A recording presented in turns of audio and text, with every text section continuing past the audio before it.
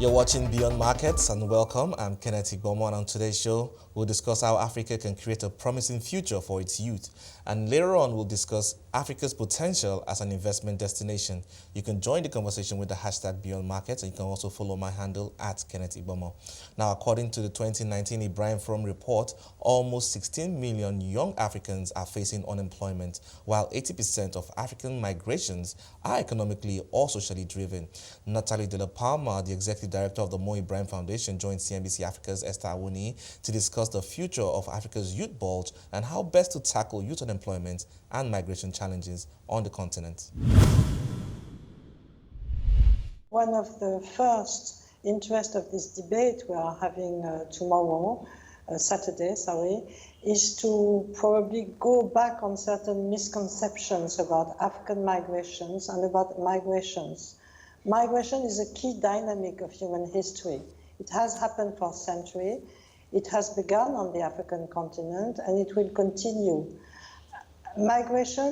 African migrations are not drowning Europe or other continents. Most of African migrations are happening within the continent.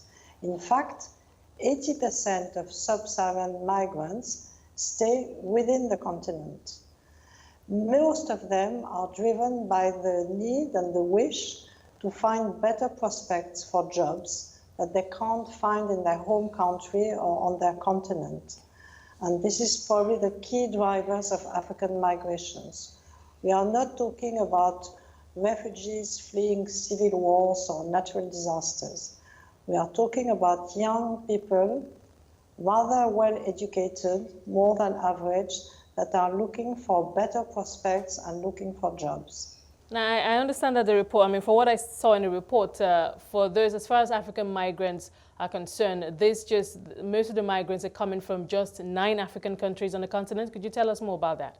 Yes, that's true, because it's also due to the demographic structure of these countries and to the fact that the demographic structure is probably too strong given the economic situation of these countries.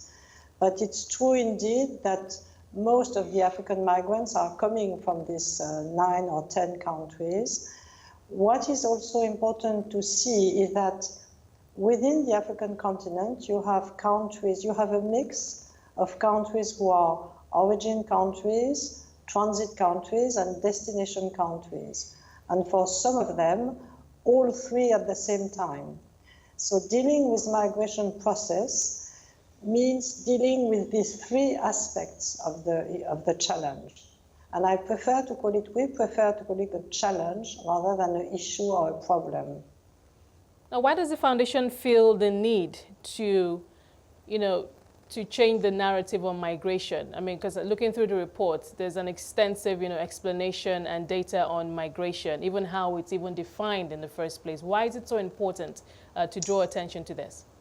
Because we firmly believe, and not only on this specific issue, which is once again one of the main challenges of the continent, we firmly believe that if you want to design, to build, and to implement sound public policies, you need to start from sound data and correct data.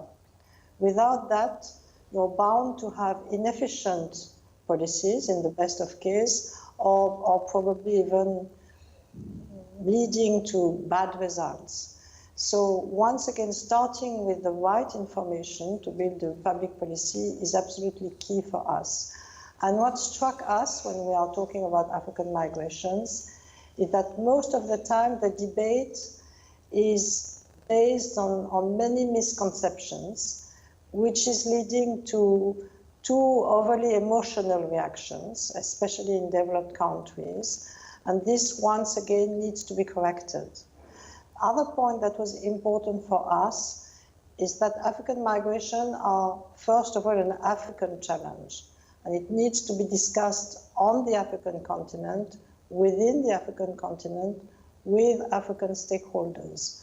That's why we organized that debate Saturday in Abidjan, and in fact, beginning tomorrow, with a debate among the young people of Africa, because they are the first stakeholders of that challenge once again. Okay, now, so final point on migration. For the European countries, especially France, who bear the brunt of migration, and those young African migrants crossing the Mediterranean Sea on a daily basis, with this data, this publication that you put out, what do you want for them to be the key takeaways in terms of how they look at African migration? Because I know that obviously they've been trying to come up with policies to stem the tide of migration into Europe. Well, we do hope that they will use the data or that the data will be useful for them.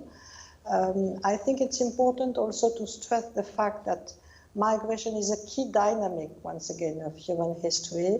So it's not a process that can be stopped or limited easily. And in fact, if you try to stop or limit it, you can often get into bad situation. I mean, let me maybe quote one interesting point.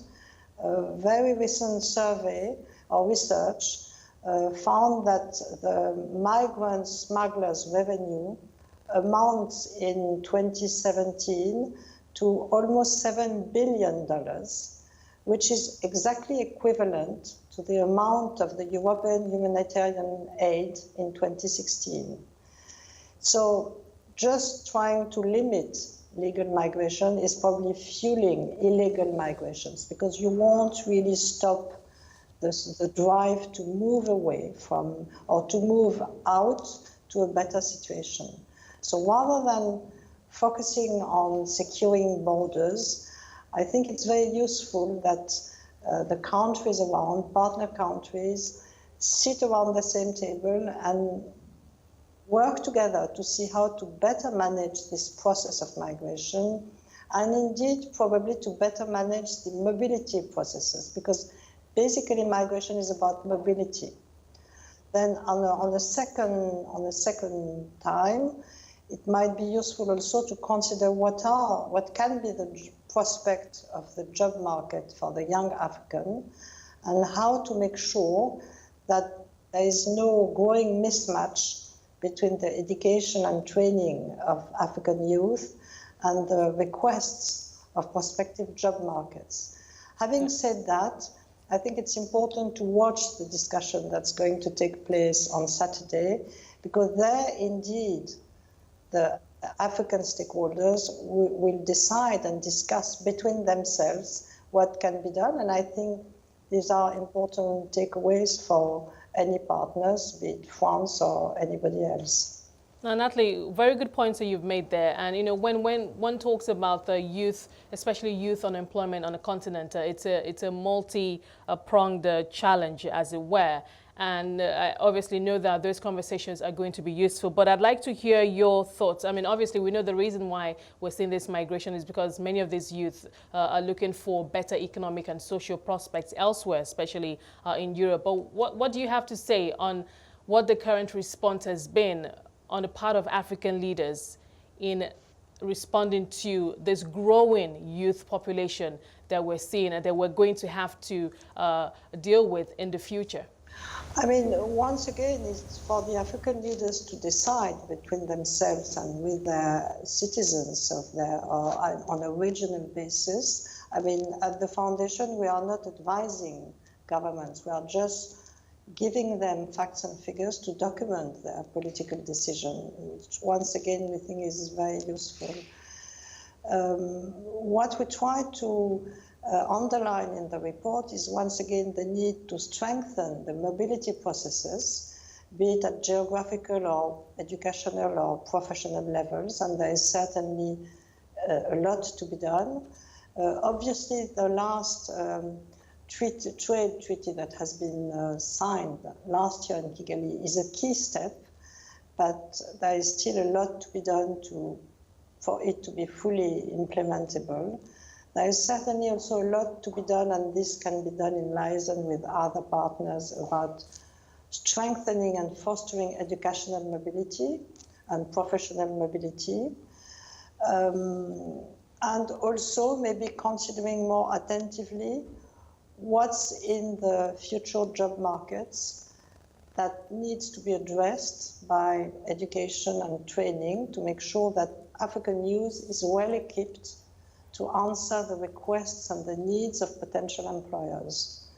Okay, you mentioned education, but I was just, just remembering some of the things I saw in the report where it said more education but less jobs. Could you just shed more light on that for us? Yes, this is one of the main findings of actually our last governance index, where basically what we are seeing is that there is a growing mismatch between education and market prospects. And in fact, what this shows is that even if there is more and more educated young people in Africa, one point is that probably the education they are being given is not fully matching the request of the job markets. And when they are looking for a first job, these young people of Africa, they really don't find it easily. In fact, even worse and more concerning, somehow the more educated they are, the less able they are able to find a job, or at least a job that's matching with their level of education. So this is the kind of situation that can fuel despair, anger, frustration, and it's not a good situation.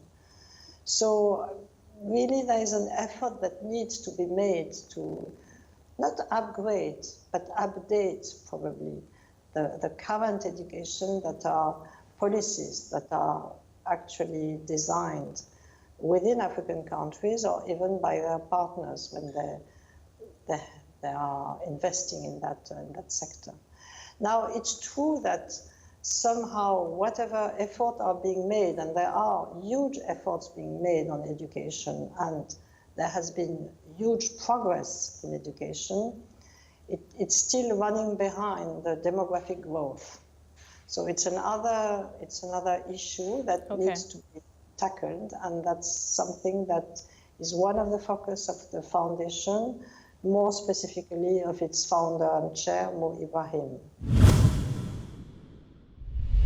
That was Nathalie Delapalme, the Executive Director of the Mo Ibrahim Foundation, speaking to CNBC Africa's Esther Awoniyi.